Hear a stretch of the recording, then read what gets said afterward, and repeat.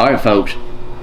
If you hadn't seen the first episode, you need to go back and watch it to get you to this point right here. Okay? You see how that big buck comes in? Y'all stay tuned to the end of the show, because we're going to talk about what he done. I think we all can learn from it. Mm-hmm. I'm back in here this morning. This is Wednesday morning. I shot that buck Sunday evening. I got a picture of him this morning about 30 minutes ago, just right before I was coming up the river. I felt my phone go off. Daniel texts, "Is that him?" It's him, so alright, he's still alive. That's a relief. I was pretty sure the shot didn't hurt him, because it was just, it hit right, nothing to hurt him. So, let's see if he's going to be a second chance buck. Because I was fixing packing my stuff up out here this morning and go back to another spot. But I might have to hang in here now. I got a good wind blowing this way. He was behind me. He cut through and went back that way he come from the other day. So I'm going to try to do a little rattling. Maybe I can pull him out of there, because I know he's in here in distance.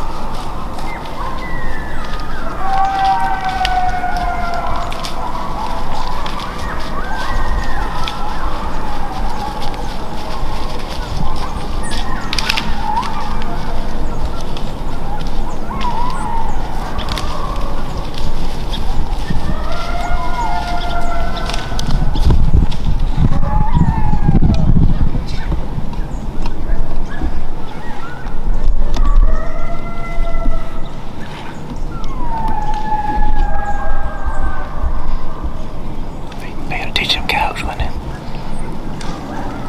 Hey, maybe we can get a buck to come across there. Running out of light, though. I just shot me a buck. He come in from behind me here. He ain't the big deer, but he's a pretty good deer. I couldn't get the camera on. I got turned around, got the tacticam on him, but he see me. He started walking off. I shot him. I think I hit him pretty good. He's backed away. I walked in. I ain't heard him crash, though.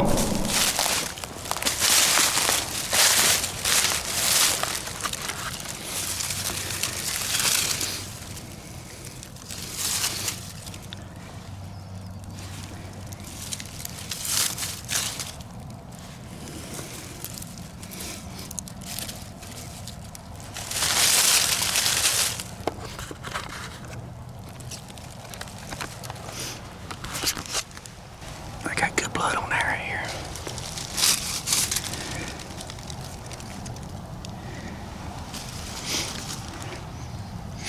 Anyways,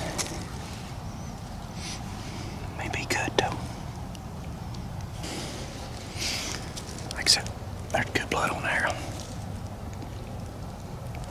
But I like it, man, got back in his gut just a little bit. Let's try easing out here. We'll be back in the morning.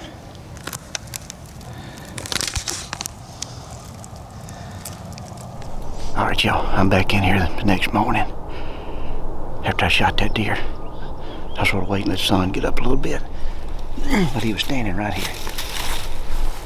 He's standing right here. My tree stand is right there. See it right in between there. Look at it and hit them dang limbs. But he come walking up this trail right, or just come walking up through here.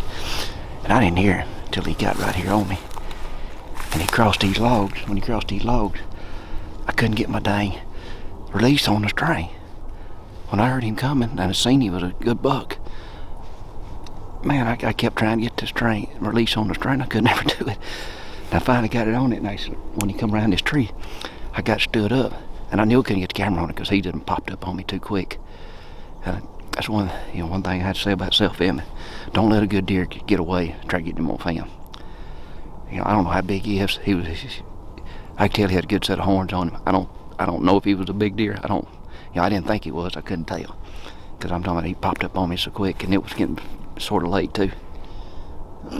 But I shot, and here's blood right here. So let's, and like I said, I walked out this way last night, and I seen blood, and I just eased out here because I seen he had gut on the hairs. So I was gonna leave him alone.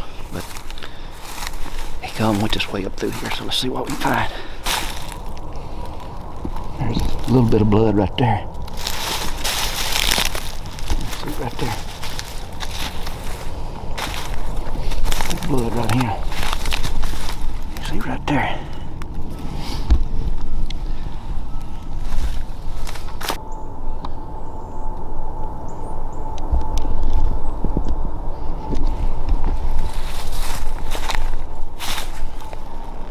See blood right there. And he jumped, he logged.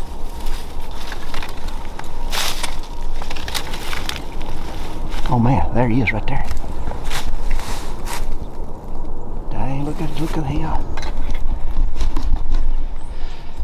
That may be the big deer. Heck yeah. Let me see if I can get across here. That's a good son of a gun.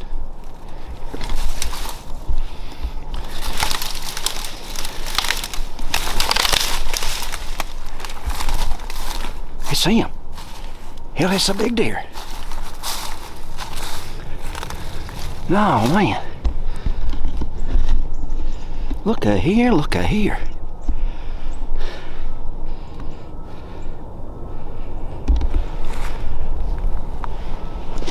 I would have swore that wasn't him last night. I would have swore that wasn't him. Look at him.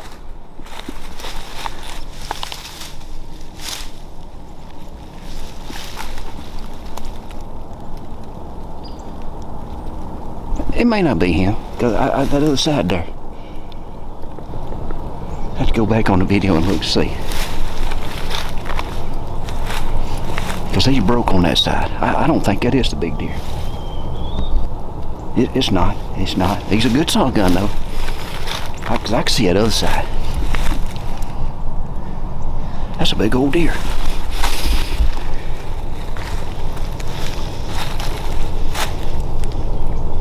Let's get the camera set up here. Let's do a little take. Oh, look at here, y'all. That's a toad. He's not the big deer neither. He's broke on this side. But I ain't complaining about him. I knew when he come in, I could tell he was a big old deer. But I seen that side over there that was broke. I could see it good, and I knew it wasn't a big deer. But he come walking up through there and just, like I said, I couldn't get my string on my release on the string. I just couldn't. I was getting nervous. I turned the Tacticam on. I don't know what it picked up. These cameras don't do real good in low light. Like I said, I could still see him good, but it was getting late. And I shot, and I knew I hit him low. And he come out low in his gut. But heck, I walked right by him.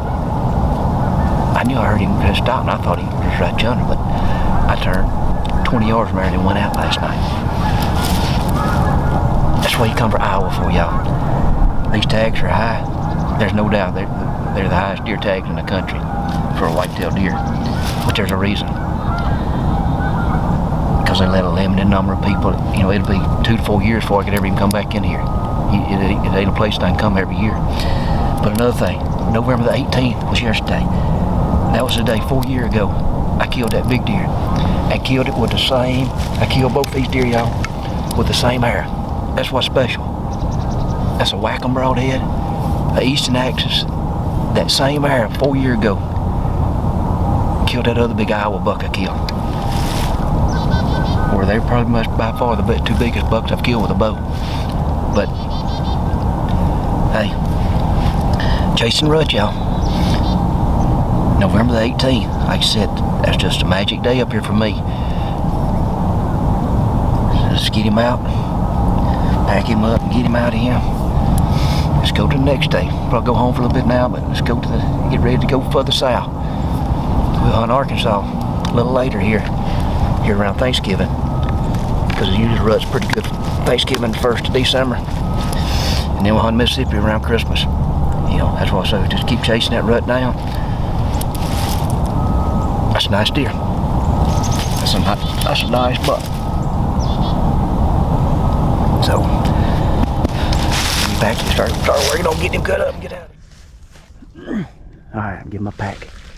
Come back, got my tree stand and all my stuff. Make sure you didn't leave no trash or nothing. A lot of time candy wrapper stuff, you drop little pieces. One thing you don't want somebody to know where you've been at. Somebody been in that tree before. But this old willow, hopefully one day I'll see it again. It's been a lot of memories right here. It and that willow right over yonder.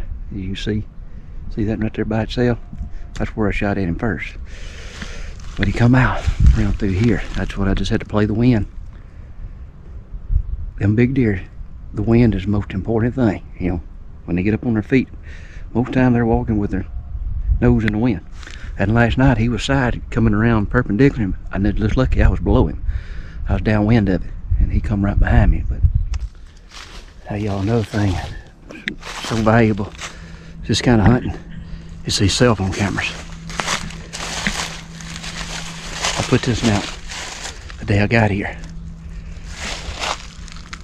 I wouldn't have known that big buck was all right if it wouldn't have been for that camera right there. I was pretty sure it wasn't a fatal shot, because I knew it just went right onto that backbone. There wasn't really nothing there to hit. But 3 days later, he come walking right through there, and I knew he was fine. So, and they'll let you know what's in here too. I'm hoping to get, when I go on hunts like this, is come a month in advance where I know I'm going, start putting them out. So then I know what's in here. But hey, invest in these things right here. They're expensive, but these trips are not cheap neither. Even how I do it, staying in the truck, leasing my license and getting here is my main expense. So we invest in these here, because these are the second year I've had them. And they working fine. I think I'm gonna get several years of service out of them. So that was money well spent right there. All right, time to head home. I think I typed in, it says 11 hours and 56 minutes from the house. And that's no stops. So I'm gonna drive as far as I can today. For the rest of the night a little bit. Might stop through Arkansas, put a camera or two out. We just had to see, but headed south, y'all. All right, y'all. Made it back. My trip I left in the morning. It'll be 2 weeks I've been gone. Stayed in the truck every night. But I'm gonna show you. Here come my dog. I got a dog named Stella. We'll look at her come running here. look like my daughter's dog here too. Oh, look at her. Watch her. What are you doing, sis? What are you doing? Huh? Oh, look at you. What are you doing? What are you doing, girl? You miss me? You can't get in the truck with me. Huh? What are you doing? You can't get in the truck with me. Stella. What are you doing? You miss me? Did you miss me, sis? Huh? You gonna drive? Is that what you gonna do? You gonna drive? What you smell? You smell them deer in the back? You smell them deer in the back? All right, how about let me get back up top of the house, top of the hill here, okay? All right. Oh, look who's coming. Steely. Look who's coming. Hey,